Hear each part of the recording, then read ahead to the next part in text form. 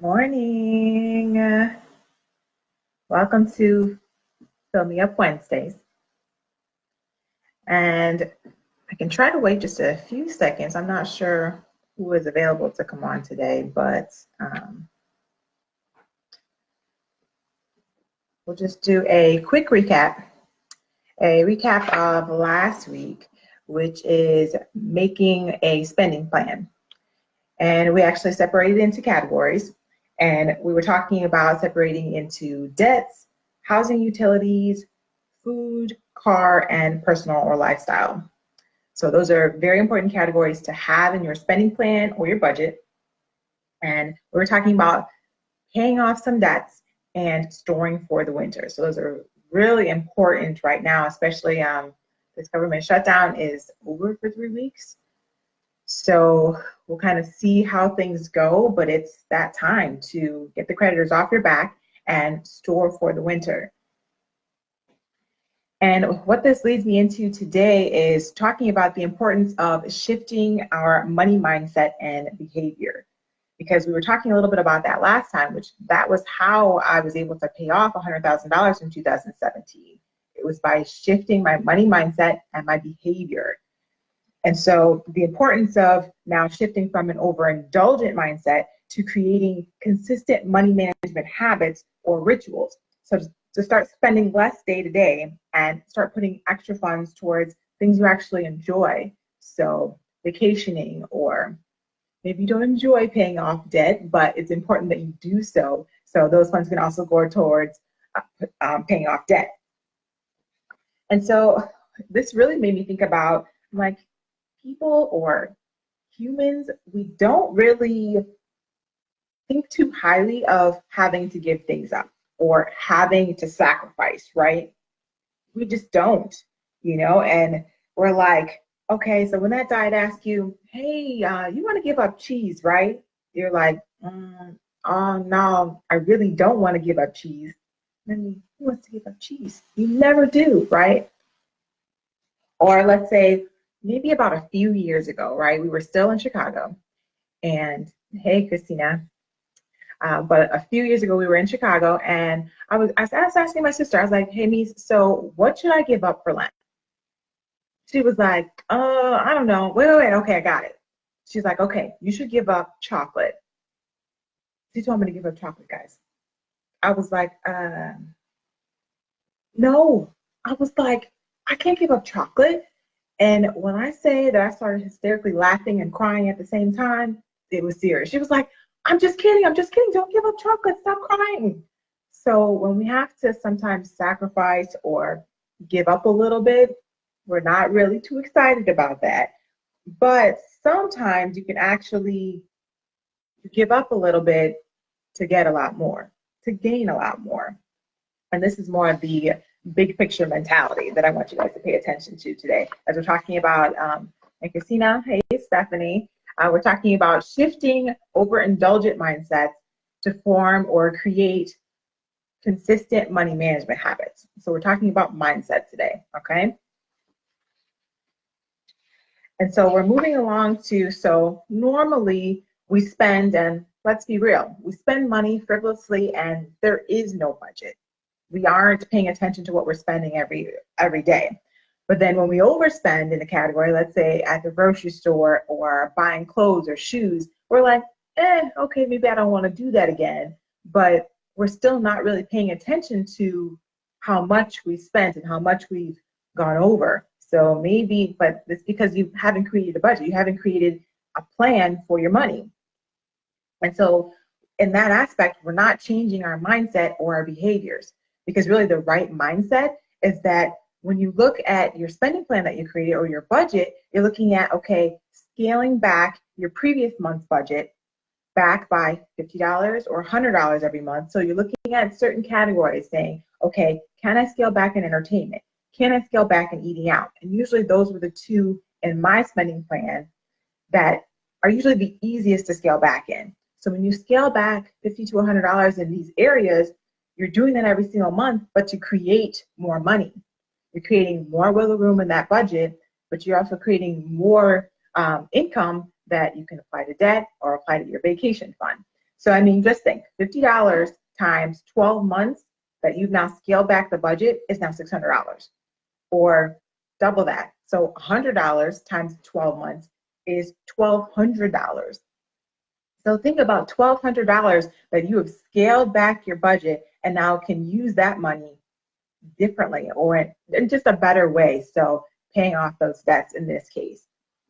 So that's one of the ways. So shifting that mindset from being overindulgent and just spending anywhere and everywhere to actually being more intentional, and then changing that habit from spending and not realizing that you're spending or not caring that you're spending, but changing that habit to, okay, each month I need to look at where can I scale back? Where can I be intentional about scaling back, and in what and in which category?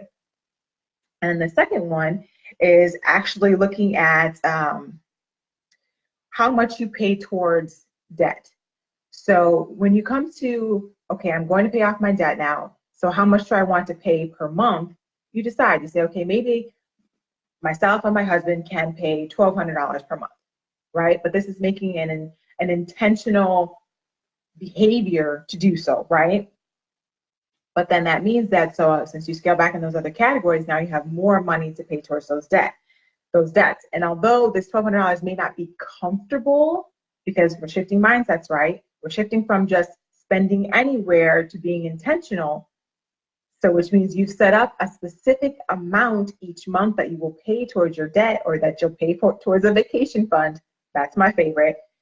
And so you set that specific dollar amount, and now it's not comfortable, but it's doable, but because you're doing a bare bones budget. Okay, so do you see the shift there? You're shifting from spending mindlessly and moving that towards, okay, I can scale back, and then I can say my new habit is that I know exactly how much money is going to go towards this vacation fund or this particular student loan debt, let's say, each month. That is a created habit, because normally if you pay just the minimum payment, like my minimum payment was $800. If I paid just the minimum payment, that's an old habit. But paying just minimum payments does not pay off debt. I want to make that very clear. Well, it can pay off debt, but it takes you several years, like 25 to 30 years to pay off that kind of debt. So switching your habit from paying minimum payments to overpaying and setting that amount monthly is a new habit, okay? And then the next habit is, because those are the most difficult. Those are the most difficult money management habits, but those are ones that you definitely want to be consistent with, okay? So as we go to, they're easier, let's say, right? But it's still a consistent habit that can lead to being able to do the things you want to do and, quote unquote, live your best life doing, right? So this one is bring your lunch to work every day. I mean, this seems simple, but it's kind of difficult, because sometimes you are, you're running in from work the night before, or you're, maybe you have to get the kids ready before you go to work, and all of these things are going on. And you're like, where do we even fit in making my lunch? Or, you have to go to the grocery store to make sure you're being mindful of, okay, I need to have sandwiches or lunch meat or whatever. There's all these things, or maybe you need to make enough to have leftovers. There's all these things that go through your mind just to make your lunch every day, right? But of the three so far, this looks pretty easy, I would say, right? But then, so think about bring your lunch to work every day. So which means, guess what? Sometimes I end up at work with an avocado, a small piece of chicken, and sometimes a tomato and a hard-boiled egg. When I say that makes no sense, it makes no sense. I mean, I eat weird already, but sometimes you end up at work with these random concoctions and people laugh, and I'm like, it's okay. There's no shame in my game, because guess what? Those few days that I end up with that randomness, so $9, that would mean that I've saved probably. I ate at my work the first day, and I spent $9. And I'm thinking, I won't be eating down here again, because guess what? $9 times 5 days a week, because I work full time, $45, okay? And then $45 times 4 in a month is $180. And hopefully I'm doing my math correctly. If I'm not, please feel free to correct me. So $180. And then $180 times 12 months in a year, $2,160 a year. So, I mean, I don't know, is that worth it? Over $2,000 that you've spent eating in the cafeteria when you could have been bringing your lunch. And so, I mean, I'm sorry, guys, you can't tell me that you can't find somewhere else to put $2,000 because I know that I can. There's a lot of great trips that I can plan with $2,000. Okay, so $2,000 a year. Okay, so that's another way to shift your mindset from, okay, I can go eat out with my coworkers, no big deal. Oh, I can go to the cafeteria every day and go to the convenience store in the hospital every day to get snacks. And I'm like, I cannot tell you guys how many times I had calculated how much people are spending in coffee and Twizzlers and chicken salad from the convenience store at the hospital, where I'm like, so guess what? Guess how much you spent today?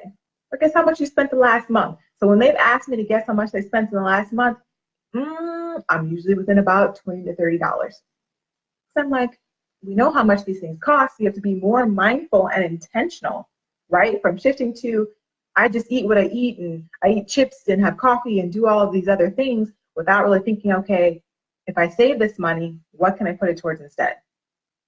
Right? So shifting to that consistent money management habit. So the fourth money management habit is, I mean, it seems simple, right? Drinking water when eating out. Instead of soda, instead of adult beverage, you guys know what an adult beverage is, I'm sure I don't have to explain. So shifting to drinking water instead. And I mean, it's better for you anyways. I'm like, it's a win-win, right? Because I'm like, most of the people that come into the hospitals to see me are dehydrated because we're drinking soda and adult beverages, right? But then we're also paying the absorbent prices for these.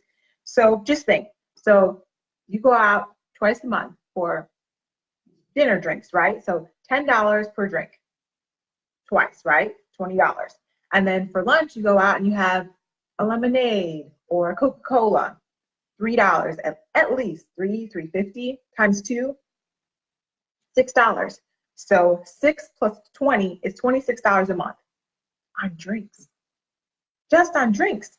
So $26 a month, that's over $300 a year in 2 adult beverages and 2 lemonades or Coca-Colas. When really we know that, okay, let's say you can get a $10 bottle of wine at the store, right, and save, rather than buying 2 glasses somewhere and at least it's $7 to $10 per glass. Or you can go to, let's say, Walmart and get a 12-pack of Coca-Cola for less than $5. But then we're spending, what, $1.79 if I buy a single Coke, or crazy amounts of money, $3.50 if I go to a restaurant to buy a Coca-Cola. So over $300 a year just in beverages. But then guess what? On Facebook recently, I moved these particular flights up on my Facebook feed because I love to travel. So if I want to travel at the drop of a hat in the next few months, I can, and these are cheaper flights. So I saw a flight from Houston, from where I live, to Amsterdam. So an international round trip flight for $300. So yes, I'm saying exactly that. So if you can stop drinking 2 adult beverages in a month and stop drinking 2 Coca-Colas or lemonades in a month, you can afford an international plane ticket. And the map, you can go anywhere in the world you're trying to go to. Because a lot of those flights are easily from $300 to $500 on sale. So think about that. So everybody who's talking about, I want to travel, I want to see the world, and 4 drinks a month. That's what we're talking about. Shifting a simple habit of 1 adult beverage or a lemonade, whatever it is, to water. I mean, not complicated, guys. It really isn't. It's a lot more simple than we think. And so it's really saying that a lot of the small things and it's just a little bit of money, those things do add up. And those are the day-to-day things that you need to be well, day-to-day habits, money management habits that you need to be paying attention to. Okay? But then just think though. So small habits, small changes can also lead to a big impact. And that's important to understand as well. So we're kind of coming to an end here, but who are we kidding? We can make all the money we want, but if we don't shift from being and having an overindulgent mindset to creating consistent money management habits, then we'll be broke. We'll be broke in our minds, as my granny says, broke in our pocketbooks. So just think about that. So the next time you even think about ordering the Coca-Cola, ordering the wine, going to McDonald's or Wendy's, because I won't say that I'm exempt from having those thoughts, because sometimes I don't want to cook. Sometimes I just need the food to be ready because I like to eat. So I skip the Wendy's, but because why? Because there's something that I'm saving for that's bigger and better. It's that delayed gratification. There's something that you want or need that's bigger and better than this Wendy's or this wine right now. Okay? So I don't know if anybody has questions. This wasn't very long today, but what questions do you guys have about shifting your money mindset? So shifting from being overindulgent and spending frivolously to consistent money management habits. Because we can start that literally today. Today, I can go out here and I can finish making my lunch for work today rather than going to the cafeteria. And just right there, I've saved $9. $9 that I get to keep in my pocketbook. Any questions out there, Christina and Stephanie? I know you guys are the only ones out there at this random time. Christina, yes, wow, $300. Yes, a $300 ticket to Amsterdam. And Amsterdam is quite a trip. She said, why didn't you tell us, girl? I just saw that actually, Christina, just maybe like 2 or 3 days ago. And then I started preparing for this live and I was like, oh my goodness. Let's say $300 in beverages and go on a trip. Exactly. Not to mention that shifting that one beverage is also healthier for you. Kind of a no-brainer. And I won't lie, guys, and tell you that I don't sometimes bring my own flavor for my water. Yeah, I'm definitely that person. So I'm like, I have this little grapefruit packet, but I'm like, okay, I'm gonna order water, but I'm gonna add this little grapefruit. So it's water, but water with the flavor. I'm that girl that takes it out of my little pocketbook, like, here you go. But it's cheaper. It costs me nothing. All right, guys, it's 11:48. So I will see you guys next week, Wednesday, for Fill Me Up Wednesdays. Have a good day.